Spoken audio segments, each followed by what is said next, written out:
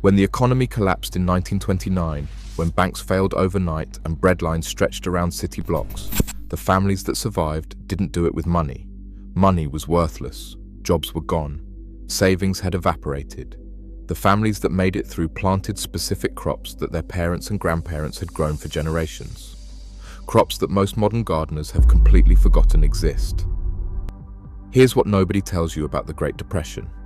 The people who starved weren't the ones without jobs. They were the ones without land skills.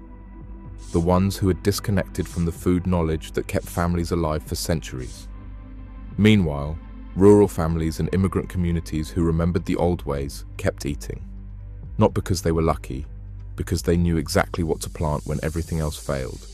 If you're watching this, you already sense that history is rhyming. Inflation, eating away at your paycheck. Grocery prices climbing every month. Economic indicators flashing warnings that mainstream media won't discuss until it's too late. So here's the deal. Hit subscribe to Recession Roots right now, because by the time most people realize we're heading into another economic crisis, you'll already have the same crops in the ground that got families through the last one. These 7 Depression-era crops aren't trendy. Most seed catalogs don't even carry them anymore. But your great-grandparents knew something we've forgotten, and it's time to remember. Number 7. Rutabaga, the forgotten root that fed millions. If you've never eaten a rutabaga, you're not alone. Most Americans under 50 have never seen one. But during the Great Depression, rutabagas were everywhere. They were the difference between hungry and fed for millions of families. And there's a reason your grandparents grew them that modern gardeners completely miss. Rutabagas produce massive yields in terrible conditions. We're talking 10 to 15 pounds of food per row foot. In soil that would kill most vegetables. They thrive in cold weather, actually getting sweeter after frost. They tolerate drought, poor fertility, and complete neglect. In the 1930s, when families couldn't afford seeds, fertilizer, or irrigation, rutabagas just kept producing. But here's the Depression-era secret that makes rutabagas critical for hard times. They store longer than almost any other root vegetable. In a cold basement or root cellar, rutabagas last 4 to 6 months without any processing. No canning, no freezing, no electricity. You harvest in October and eat fresh vegetables in March. During the Depression, when families had no refrigeration and no money for preserved foods, that storage life meant survival. Growing them is almost foolproof. Direct sow seeds in mid to late summer, about 3 months before your first expected frost. Plant ½ an inch deep, thin to 6 inches apart. They need almost no water once established and actually produce better in lean soil. Harvest after a few hard frosts when the roots are 3 to 5 inches across. Twist off the tops, brush off the dirt, store in a cool, dark place. The taste surprises most people.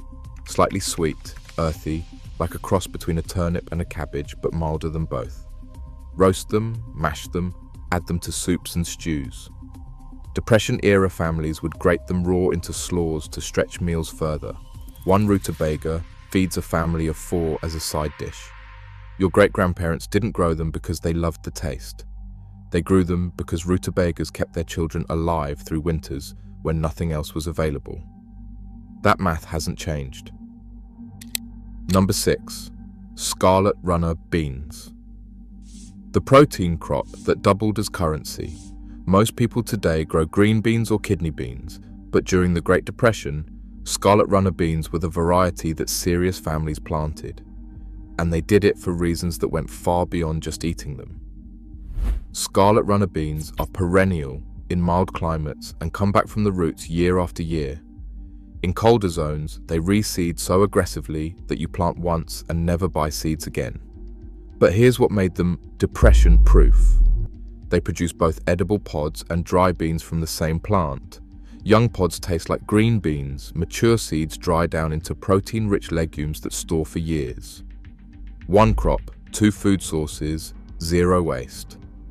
But the real Depression-era advantage was economic.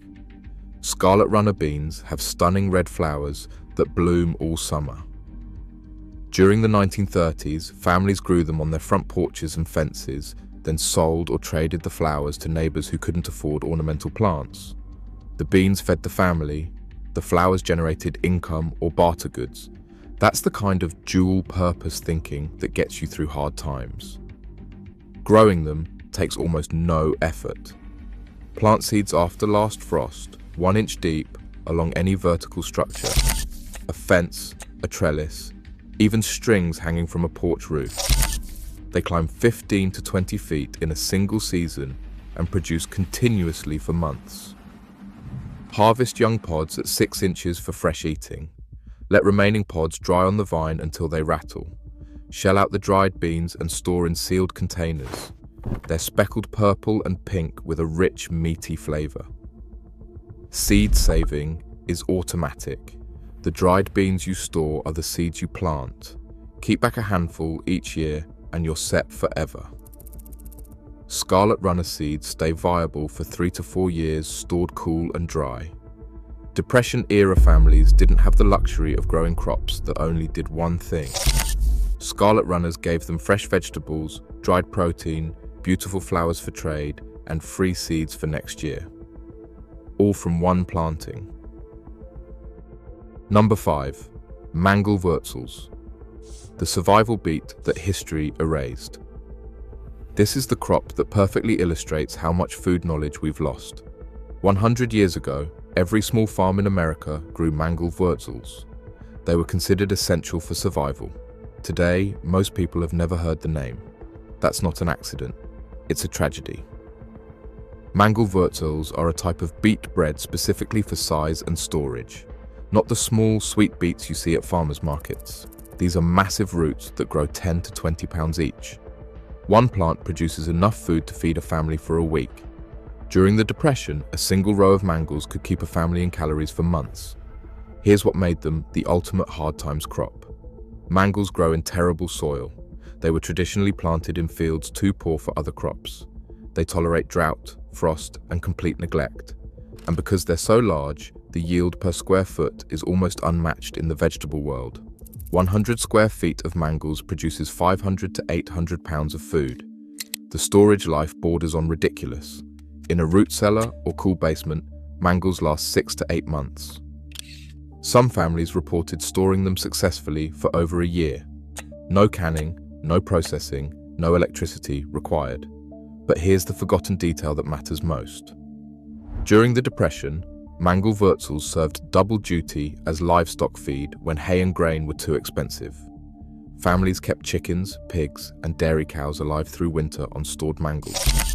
The animals produced eggs, milk, and meat, while the family ate the same roots. One crop feeding both humans and livestock. That's the kind of efficiency that gets erased when times are good and rediscovered when times get hard. Growing mangels is straightforward but requires patience. Direct sow seeds in early spring, 1/2 inch deep, rows 18 inches apart. Thin seedlings to 12 inches as they grow. They take 90 to 120 days to reach full size, but can be harvested smaller if needed. Pull the massive roots in fall before hard freeze, twist off tops, and cure for a week in a dry place before long-term storage. Number 4. Parsnips. The winter carrot that sweetens after frost. Carrots get all the attention, but during the Great Depression, smart families grew parsnips instead. They understood something about cold weather nutrition that modern gardeners have completely overlooked. Parsnips are one of the few vegetables that actually improve with freezing. When frost hits, the starches in parsnip roots convert to sugars, making them sweeter and more flavorful. Depression-era families left parsnips in the ground all winter, digging them up fresh as needed from under the snow. Free refrigeration, free storage. Fresh vegetables in January when absolutely nothing else was available. But here's the survival detail that matters. Parsnips are significantly more calorie-dense than carrots. 1 cup of parsnips delivers about 100 calories compared to 50 for carrots. When you're trying to feed a family through hard times, that caloric density matters. You grow the same amount but get twice the energy. The storage life underground is essentially unlimited.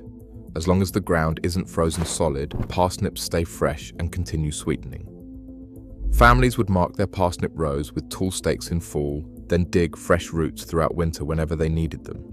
By spring, the roots were candy sweet and had cost nothing to store. Growing parsnips requires patience, but not skill. Direct sow seeds in early spring, half-inch deep, rows 12 inches apart. Germination is slow, sometimes 3 weeks, so don't give up. Thin to 4 inches apart. They need minimal water and tolerate poor soil. Harvest any time after the first hard frost, continuing through winter and into early spring before they bolt. Number 3. Cowpeas, the southern survival legume that saved communities. In the Deep South during the Great Depression, cowpeas were not just a crop. They were the foundation of survival. Black-eyed peas, crowder peas, field peas, they all fall under the cowpea family. And they kept entire communities alive when everything else failed. Here's what made cowpeas depression-proof. They thrive in heat, drought, and poor soil that would kill other legumes.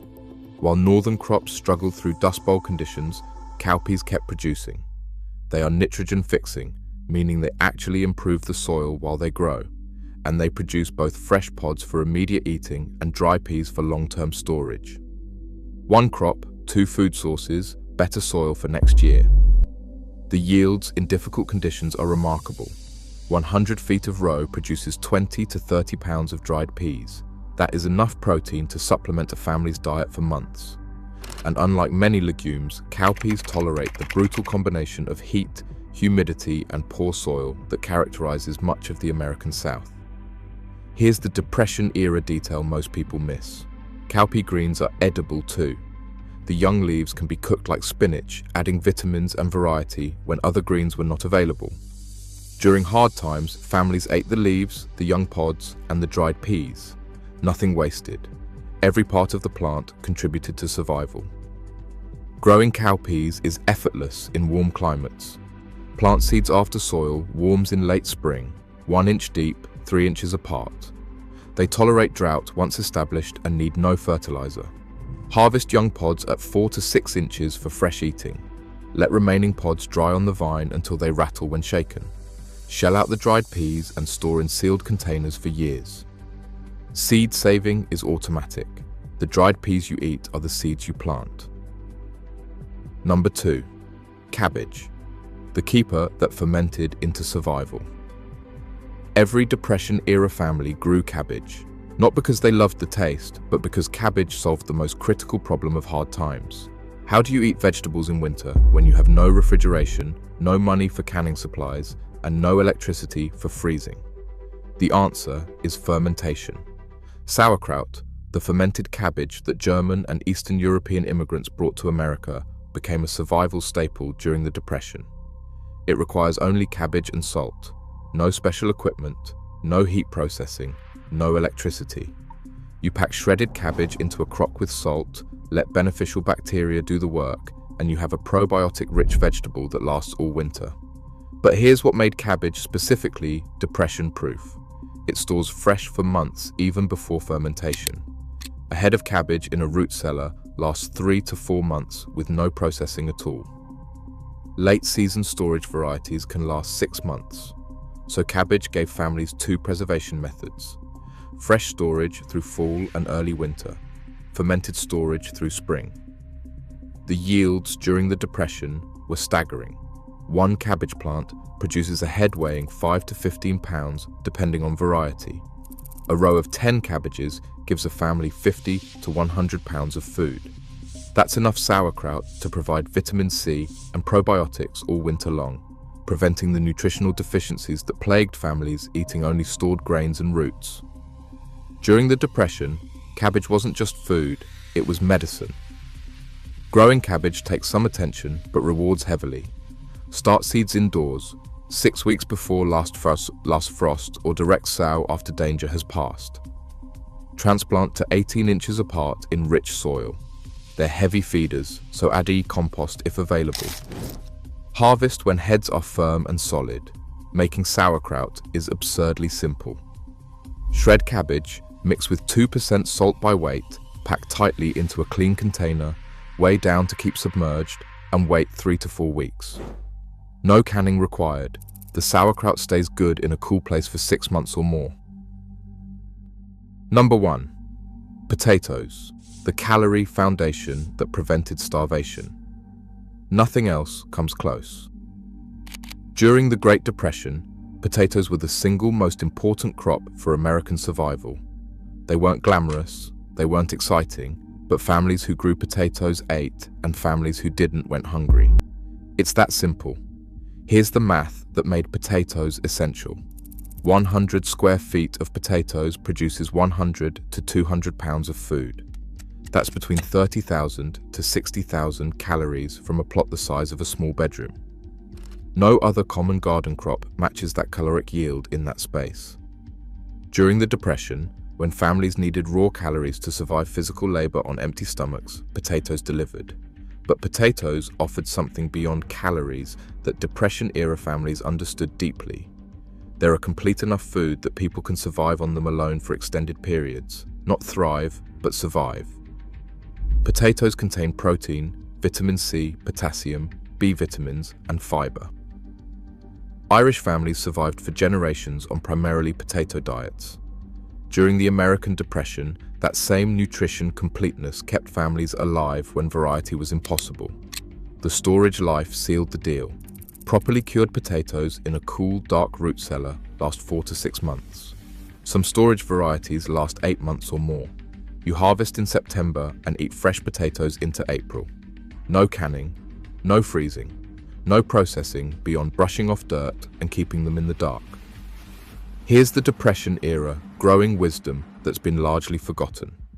Families didn't buy seed potatoes from catalogs. They saved their own. They set aside their best potatoes from each harvest, stored them over winter, and cut them into seed pieces the following spring. 1 potato becomes 10, 10 become 100, 100 become 1,000. The multiplication is exponential, and the cost after year 1 is 0. Growing potatoes is forgiving and flexible. Plant seed pieces, cut chunks with 2 to 3 eyes each, 4 inches deep and 12 inches apart after the last hard frost.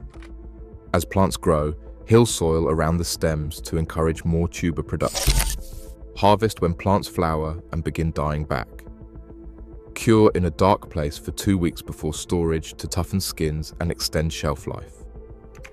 Depression-era families specifically selected storage varieties like Kennebec and Katahdin, developing regional strains perfectly adapted to local conditions. 7 crops. That's what your great-grandparents planted when the economy collapsed in 1929. Not exotic vegetables from seed catalogs, not trendy heirloom varieties, practical, unglamorous, calorie-dense crops that stored without electricity and produced in poor conditions. They knew something we've forgotten, and if history rhymes the way it appears to be rhyming, we're going to wish we'd remembered sooner. Here's your reality check. These crops take time to learn. Seed saving takes practice. Root cellaring takes preparation. The families who thrived during the Depression had these skills before they needed them. They didn't learn to grow rutabagas after the banks failed. They already knew. The time to plant Depression-era crops is before the next depression. The time to learn these skills is while you can still make mistakes without consequence. Because when grocery stores become unreliable and seed companies are backordered for months, the families growing forgotten crops will be eating while everyone else scrambles to catch up. What would your grandparents have planted? Drop a comment and share any Depression-era growing wisdom that's been passed down in your family. And if you're serious about learning what actually works when the economy fails, hit subscribe to Recession Roots. This channel isn't about trendy gardening. It's about remembering what kept families alive and making sure that knowledge doesn't disappear again.